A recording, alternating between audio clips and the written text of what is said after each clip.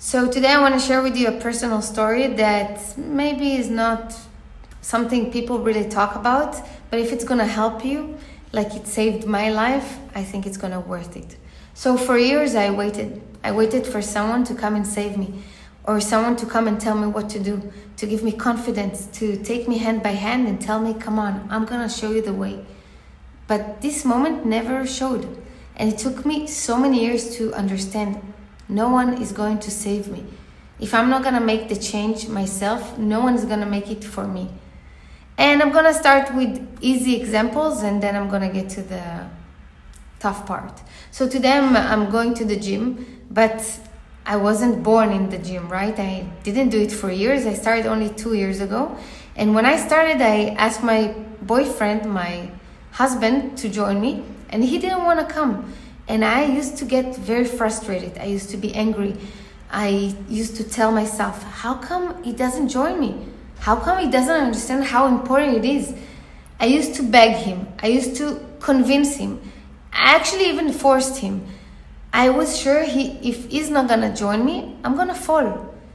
But then one day I decided to stop convincing him, stop asking him. And when I stopped trying to change him and to save him and realized I'm not dependent on him, only in myself, he actually decided himself to join and he lost 40 pounds and today we train together 2 or 3 times a week.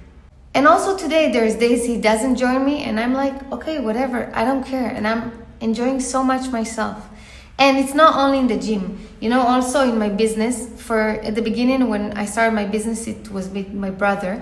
And for the first 3 years, I waited for my brother, which I opened my business with, for him to do the hard conversation, for him to deal with the money, for him to, show the way. And after 3 years, he left and I realized it's only on me and I did whatever it takes and I made my business to an empire. And I see it in everywhere, and I want to share with you something much more personal. When I was a kid, my relative sexual harassed me. And for years, I took this story with me as like a secret. And I always used to have it as something in my mind. Everything that didn't work, I used to say it's because of this. Why don't I get into a relationship? Because of this. Why I'm not making enough money? Because I'm this. I was sure something is wrong with me. I was sure that everything, in life is because of that. I used to wait for someone to come and fix it for me until I understood no one will do it for me. I'm the only one who can take my power and my strength back. And I remember it was scary because I didn't have anything to lean on anymore, but it was also so releasing because when I realized this is mine and I'm the only one who's responsibility, I suddenly got freedom. And you can see it's not only me. We see it all around us all the time. There's women who are waiting for their husband to cheer them up, to build them confidence instead of them doing it themselves. Or employees that are waiting for someone to upgrade them in their work instead of doing themselves and showing that they are worth someone to promote them. Or people who think that the government needs to pay them because there is a war and only if the government will help them, only then they will succeed. Or only if their boss will give them a raise. Or only if the doctor will find them a solution, only then they're gonna get cured. But it doesn't work like that. And the biggest mentor said it as well. Tony Robbins said, if you want to change your life, you have to change. No one is coming to save you. And Gary Vaynerchuk said, stop blaming your parents, your boss, your past. It's on you. And my favorite quote of Oprah Winfrey that said, the moment you accept responsibility for everything in your life, you gain the power to change everything in your life. I want you to ask yourself and be very honest with yourself. Who or what are you blaming today on that you're not where you want to be? Who are you dependent on?